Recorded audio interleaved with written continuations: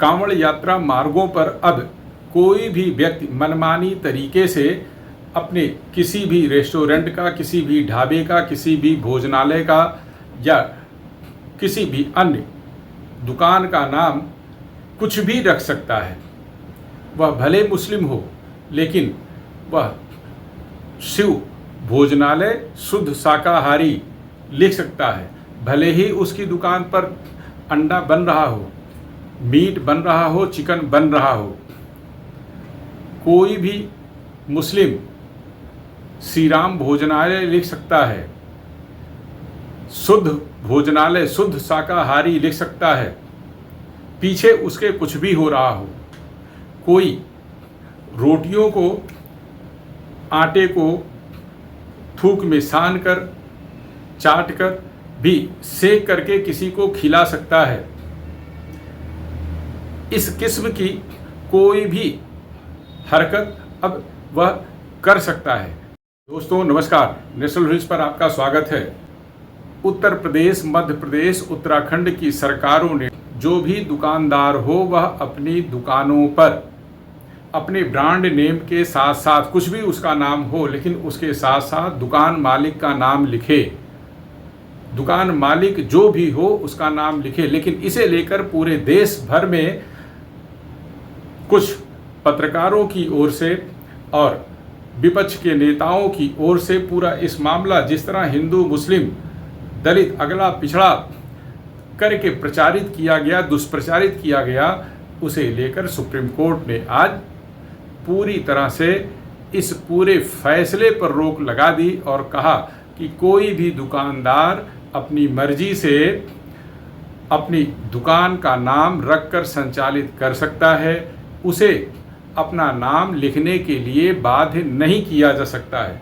Supreme court में justice Rishikesh राय और justice SVN भट्टी की 2 सदस्यीय खंडपीठ में यह मामला प्रस्तुत किया गया था। और इस मामले में क्या रोचकता है वह भी आप जरा जान लीजिए।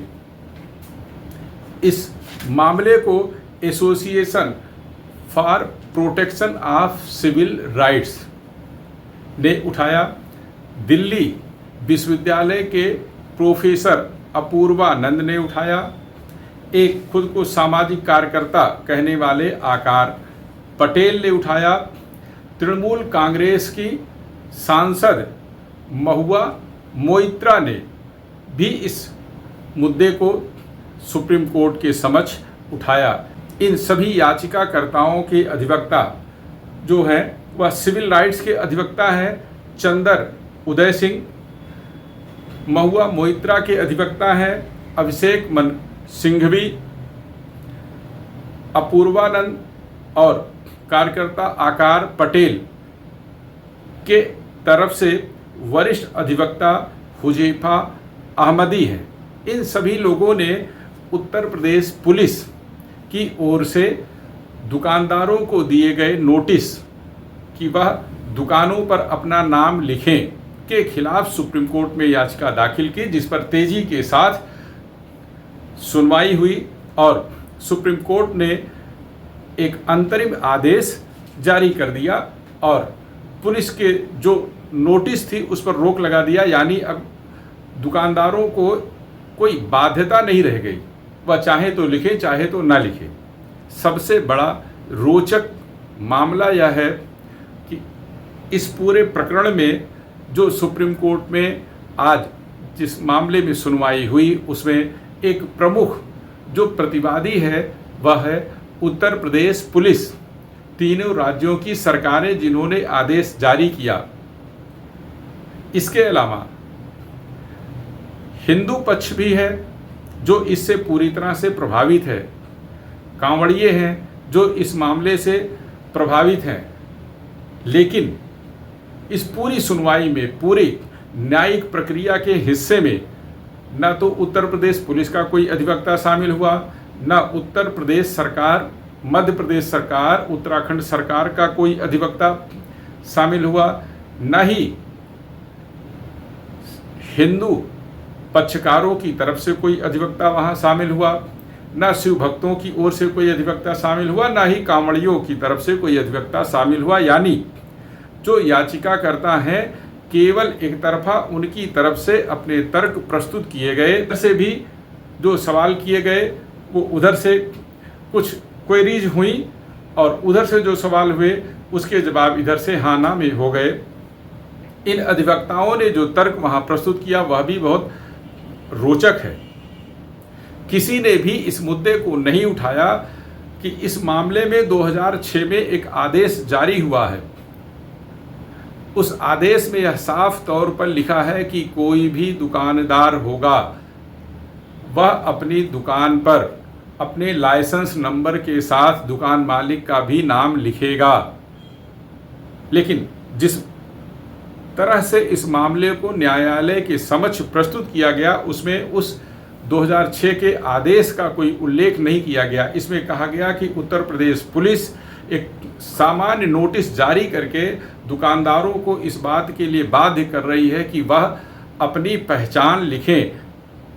अधिवक्ताओं ने यह तर्क दिया कि यदि मुस्लिम दुकानदार अपना नाम बोर्ड पर लिख देते हैं तो इससे उनकी पहचान उजागर हो जाती है, और जब पहचान उजागर हो जाती है तब उस पर हिंदू भक्त जो शिव भक्त हैं, जो कांवड़िए हैं, वह उनकी दुकानों पर खाने के लिए, भोजन करने के लिए, चाय पीने के लिए, फल खरीदने के लिए नहीं आएंगे। और यह पहचान उजागर हो जाती है तो यह धर्मनिरपेक्षता के लिए खतरा है। आप सोच लीजिए कि पहचान उजागर हो जाती है तो धर्मनिरपेक्षता के लिए खतरा है। वरिष्ठ अधिवक्ता हुजैफा अहमदी ने जो तर्क दिया वह यही दिया कि यह धर्मनिरपेक्षता और भाईचारे के लिए खतरा है। अभिषेक मनु सिंघवी ने इसे संविधान से जोड़ते हुए इस मामले को उठाया कि पूरा का पूरा आदेश गैर कानूनी तरीके से लागू किया जा रहा है। आप यह बताइए कि क्या सुप्रीम कोर्ट का यह फैसला एक तरफा नहीं है? एक ही पक्ष को सुनकर यह फैसला नहीं आया। क्या सुप्रीम कोर्ट इसके पहले तमाम ऐसे मामले आए जिसमें यह कहता रहा है कि आप निचली अदालत में क्यों नहीं गए, आप संबंधित हाई कोर्ट में क्यों नहीं गए? संबंधित हाई कोर्ट ऐसे मामलों की सुनवाई के लिए पर्याप्त है, वह सुनवाई कर सकता है, आप सीधे क्यों आए? लेकिन यहाँ इस किस्म का कोई सवाल नहीं उठा। मैं सुप्रीम कोर्ट के फैसले का कोई विरोध नहीं कर रहा हूँ। सुप्रीम कोर्ट की मंशा पर भी, माननीय न्यायाधीशों की फैसले पर, उनकी मंशा पर भी कोई सवाल नहीं उठा रहा हूँ। लेकिन जो फैसला आया है वह फैसला एक तरफा हुआ, एक पक्षी हुआ। क्या यह न्याय के लिए उचित है? जो न्याय का तरीका है, अदालतें पूर्व से लेकर वर्तमान तक यह कहती रही हैं कि सभी पक्षों को सुना जाना चाहिए, चाहे वो सर्वोच्च न्यायालय हो, चाहे हाई कोर्ट हो, निचली अदालत हो या प्रशासनिक कोई भी व्यवस्था हो। कहीं भी कोई आरोप लगता है, कोई मामला सामने आता है तो यह कहा जाता है कि दोनों पक्षों को सुना जाना चाहिए। दोनों पक्षों को इसलिए सुना जाना इस मामले में जरूरी था कि हिंदू पक्ष भी यह बताता कि जो अपने वास्तविक नाम को, वास्तविक स्वरूप को, वास्तविक पहचान को छिपा करके क्यों हिंदू नामों पर अपनी दुकान को संचालित कर रहे हैं। शिव भक्तों को, कांवड़ यात्रियों को क्यों नहीं सुना जाना चाहिए था? पुलिस ने यह नोटिस क्यों जारी की?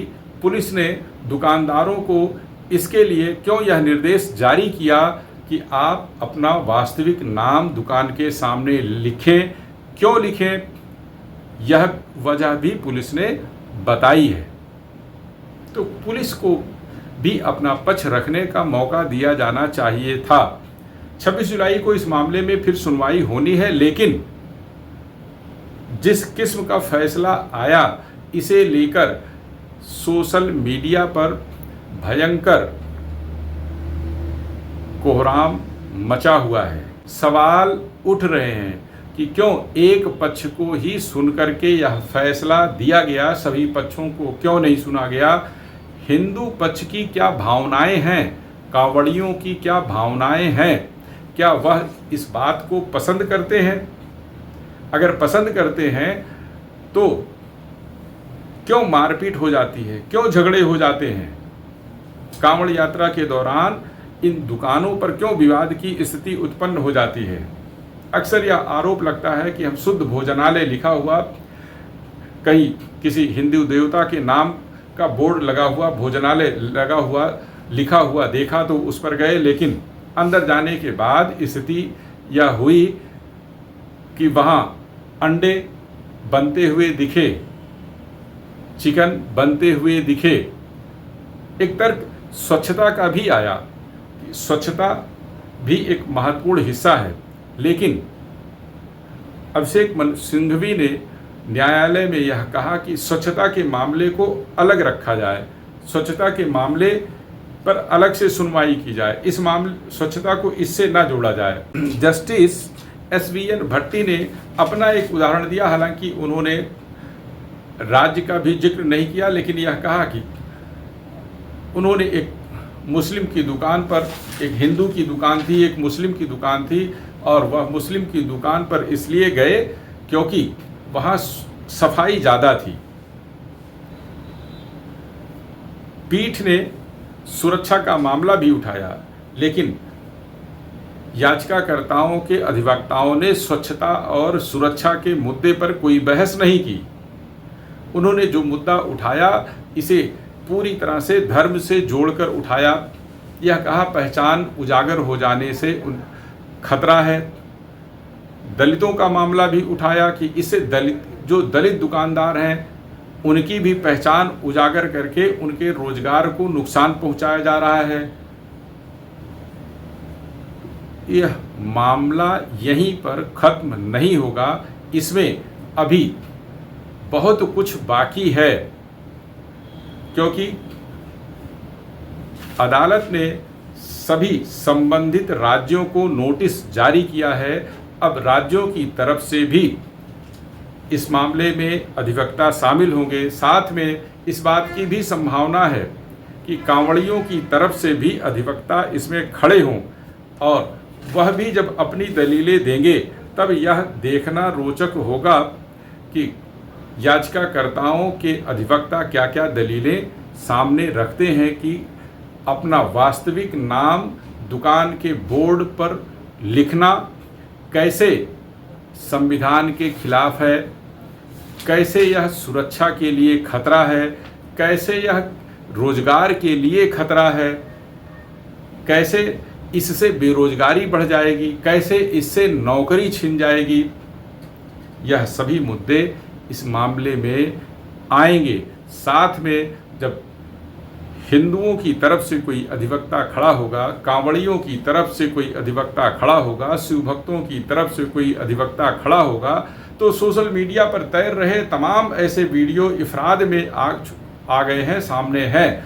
और कोई इसमें ऐसा नहीं कि एडिटेड वीडियो ज़्यादातर हों, ज़्यादातर मामले सच सामने आए हैं। कोई थूक करके किसी की दाढ़ी बना रहा है, कोई थूक करके सेब को रख रहा है, कोई भट्टी में रोटियां जो पका रहा है उस पर थूक थूक के भट्टियों में रोटियां डाल रहा है, कोई सीवर लाइन में सब्जियों को धुल के ठिलिया पर रखकर बेचते हुए दिख रहा है, कोई सब्जी में पेशाब करते हुए दिख रहा है, कोई आलू वाले समोसे में मीट मिलाकर बेचते हुए पकड़ा गया है। तो यह मामले भी आएंगे। और क्या यह कांवड़ियों के हिंदू यात्री हैं, उनकी आस्था से जुड़ा हुआ मामला नहीं है क्या? यदि व्रत के दौरान सावन में जो व्रत ले करके, जो मान्यता ले करके, जो मांग ले करके भगवान भोलेनाथ को जल चढ़ाने के लिए, जलाभिषेक करने के लिए गंगा से जल लेकर वह लौटते हैं, उसकी पवित्रता कितनी है? इस पूरे बहस में यह कोई मुद्दा नहीं बना, इस पर कोई विचार नहीं हुआ। तमाम ऐसे बातें हैं जो आने वाले दिनों में इस मामले को और रोचक बनाएंगी। नमस्कार।